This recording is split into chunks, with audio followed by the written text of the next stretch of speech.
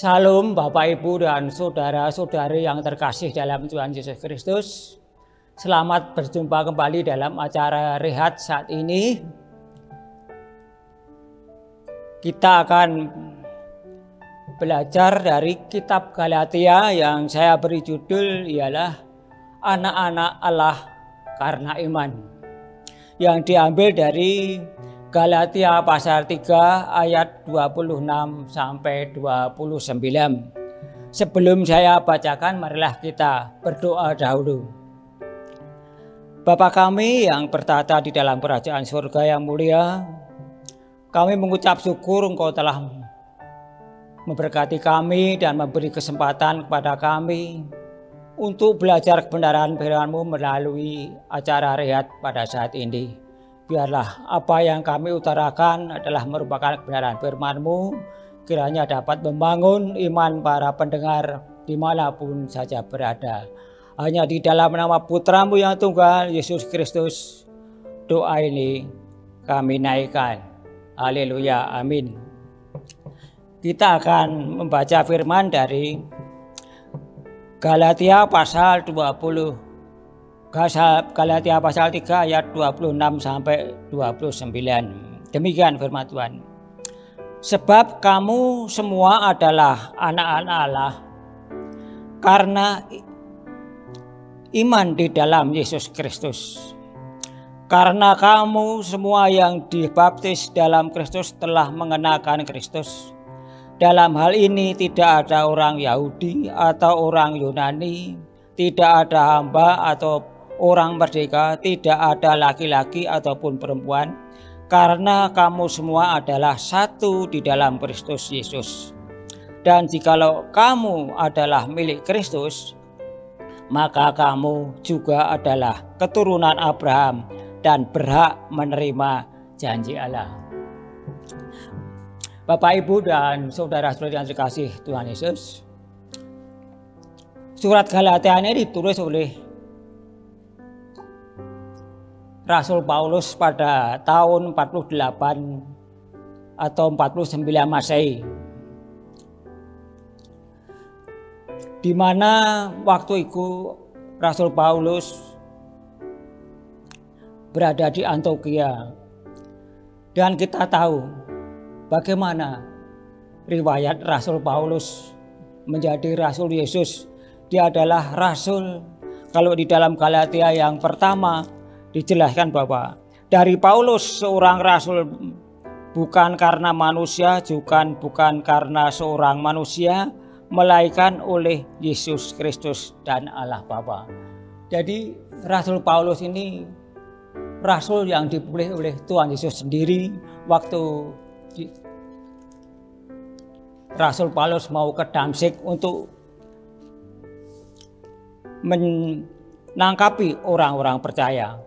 Dan kita pada ini akan belajar mengenai anak-anak Allah karena iman. Akan saya bacakan. Sebab kamu semua adalah anak-anak Allah karena iman di dalam Yesus Kristus. Jadi kita ini sebagai orang percaya adalah anak-anak Allah. Dengan ketentuan sebagai berikut, ialah anak Allah ialah orang yang percaya kepada Tuhan Yesus dan dibaptis. Dan selanjutnya ialah mengenakan Kristus. Itu adalah yang menjadi anak Allah. Dan memang sungguh bahagia sekali kita semua bisa menjadi anak-anak Allah. Tentunya kita mempunyai tugas sebagai anak-anak Allah. Itu tugasnya seperti apa? Tugas yang pertama yang diembankan kepada kita ialah kita harus mewartakan kabar keselamatan dari Tuhan Yesus yang sudah diberikan kepada kita semua untuk dilihat atau didengar oleh semua orang yang berkenan. Bagaimana caranya? Caranya, kalau menurut saya, dan saya sering menyanyikan lagu di dalam nyanyian pujian nomor 195, itu ialah bahwa hidup kita ini adalah kitab terbuka dan dibaca oleh semua orang. Jadi kita setelah menjadi anak-anak Allah, kita itu wajib mengutarakan atau memberitakan bagaimana Yesus mengasihi kita kepada semua melalui kehidupan kita.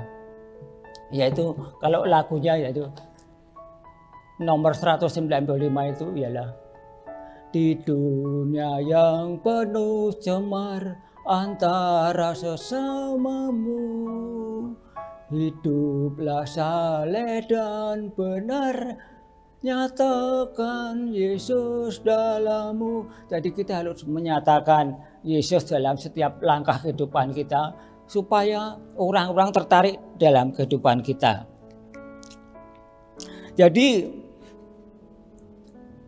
tujuan Rasul Paulus menulis surat ini yaitu yang ditujukan kepada jemaat Galatia ialah pada waktu Rasul Paulus selesai mengabarkan Injil di Galatia dan membentuk jemaat di sana, yaitu orang-orang Yahudi itu mengacu bahwa setiap keselamatan itu harus disertai syarat-syarat hukum Taurat. Padahal itu tidak ada hubungan dengan itu. Jadi Rasul Paulus menegaskan bahwa syarat-syarat yang dituntut hukum Taurat seperti sunat di bawah perjanjian lama tidak ada hubungannya dengan pekerjaan kasih karunia Allah dalam Kristus untuk keselamatan. Yang pertama. Yang kedua dijelaskan lagi bahwa kita menerima Roh Kudus dan hidup rohani oleh iman kepada Yesus Kristus dan bukan ikatan dalam hukum Taurat dalam perjanjian lama. Dalam nas yang mengatakan bahwa kita adalah anak-anak Allah tadi, itu ditegaskan pula di dalam Yohanes 1 ayat 12. Tetapi semua orang yang menerimanya diberi kuasa supaya menjadi anak-anak Allah, yaitu mereka yang percaya dalam namanya. Jadi Rasul Yohanes juga menegaskan bahwa jadi kita itu anak-anak Allah secara iman. Jadi kalau kita itu beriman kepada Tuhan Yesus dan dibaptis, maka kita adalah anak-anak Allah. Dan yang penting ialah mengenakan Kristus. Apa yang dimaksud dengan mengenakan Kristus? Yaitu Kristus sudah ada di dalam hati kita dan kita menyuarakan dan menunjukkan pada setiap orang atau setiap apapun di dalam dunia yang belum mengenal itu supaya mengenal Kristus. Seperti lagu tadi yang kita menyatakan Yesus dalam tadi, kita harus menyatakan kasih Kristus. Tujuan Kristus untuk menyelamatkan kita, menebus dosa kita, itu sudah harus kita nyatakan melalui amanat agungnya yang dibebankan kepada kita. Dan untuk selanjutnya kita sebagai anak Allah, keuntungannya apa? Keuntungan jadi anak Allah yang jelas yang pertama. Yang pertama ialah di dalam Roma pasal 8 ayat 17. Dan jika kita adalah anak, maka kita juga adalah ahli waris. Maksudnya orang-orang yang berhak menerima janji-janji Allah yang akan menerimanya bersama-sama dengan Kristus, yaitu jika kita menderita bersama-sama Dia, supaya kita juga dipermuliakan bersama-sama dengan Dia. Jadi keuntungan yang pertama kita menjadi anak-anak Allah adalah kita ada ahli waris kerajaan surga. Jadi kita menjadi anaknya, kita sudah menjadi ahli warisnya, tentunya kita merasa sukacita dan tidak merasa ketakutan. Terutama saya usia saya sudah 70 tahun, bahwa sebentar lagi saya itu pasti tidak bisa menolak. Kita pasti akan dipanggil Tuhan. Entah kapan, tapi waktu sekarang mungkin belum, tapi pastinya sudah dekat. Tapi saya tetap sukacita dan berusaha mendekat kepada Tuhan supaya apa? Kita tetap bisa berkomunikasi dan tetap semangat. Yang kedua, keuntungan yang kedua ialah di dalam Matius pasal 6 ayatnya ke-32.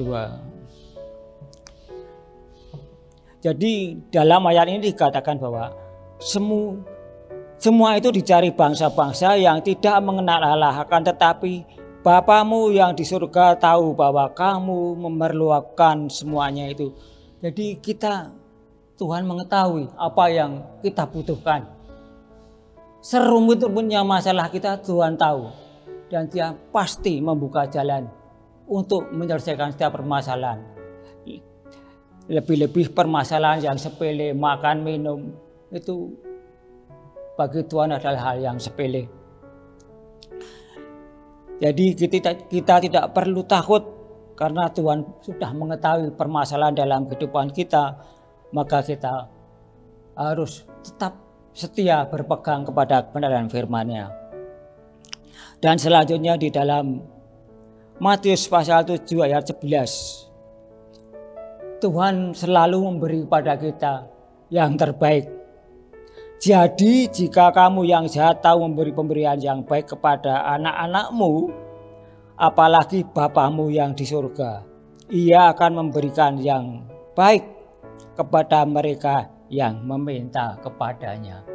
Jadi keuntungannya ada 3 Bapak. Yang terakhir ini adalah kalau kita minta di dalam doa, permohonan kita, melalui doa-doa kita, Tuhan akan pasti memberikan yang terbaik buat kita.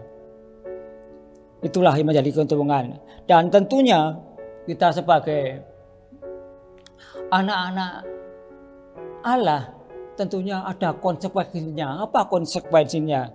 Yaitu bahwa kita harus rela diperingatkan dan rela dididik. Itu terdapat di dalam Ibrani pasal 12. Marilah kita akan baca Ibrani pasal 12. Ayatnya yang ke-15. Jadi jagalah supaya jangan ada seorang pun menjauhkan diri dari kasih karunia Allah, agar jangan tumbuh akar pahit. Di situ dijelaskan bahwa kita harus menjaga, tidak boleh menjauhkan dari kasih karunia. Artinya kita harus selalu mendekat kepada Tuhan dan selalu memohon mendengar kebenaran firman-Nya. Dan yang kedua, konsekuensinya kita harus jangan menjauhkan diri dari persekutuan, sehingga kita tidak akan seperti domba yang hilang. Kita akan selalu bersekutu dengan saudara-saudara seiman kita. Kita saling membangun, saling mendekatkan diri, saling mengingatkan. Itu adalah ciri-ciri menjadi anak Allah. Jadi kesimpulannya bahwa setiap orang percaya secara rohani adalah anak-anak Allah. Makanya kita sebagai anak-anak Allah harus mencerminkan Allah di dalam setiap langkah kehidupan kita, setiap hari, baik di dalam pekerjaan maupun dimanapun lah, sehingga kita dapat dikenal, Allah kita melalui kasih-Nya yang begitu luar biasa, di mana Tuhan kita Yesus Kristus rela berkorban di kayu salib untuk menebus dosa-dosa kita. Itulah yang dapat saya sampaikan, kiranya dapat berguna di dalam kehidupan kerohanian kita, bahwa kita adalah anak-anak Allah yang wajib menjunjung tinggi norma-norma kehidupan rohani kita, supaya nama Allah dapat dipermuliakan melalui kehidupan kita. Haleluya. Amin. Marilah kita tutup di dalam doa. Bapa yang di surga, kami mengucap syukur atas firman-Mu pada saat ini. Kiranya firman-Mu ini akan dapat menguatkan setiap pendengar bahwa mereka adalah anak-anak Allah yang harus memancarkan kasih Allah di dalam setiap langkah kehidupan mereka. Terima kasih Bapa, hanya di dalam nama Putra-Mu yang tunggal Yesus Kristus, doa ini kami naikkan. Amin.